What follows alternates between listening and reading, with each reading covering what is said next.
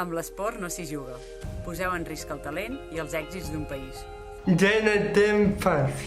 Milers de nens i nenes de Catalunya també no poden practicar el seu esport preferit.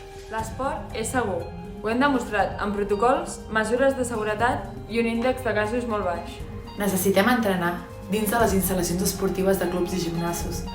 Jugueu amb la viabilitat de les entitats. Fer esport és fer salut. En l'activitat física, tota la ciutadania hi guanya.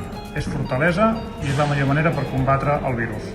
Si els nens i nenes no poden competir avui, demà no hi haurà un Esther Guerrero. Demà no hi haurà un Marc Font. Demà no hi haurà una Berta Bellan. Demà no hi haurà una Eli Martínez. Demà no hi haurà un Jordi Morales.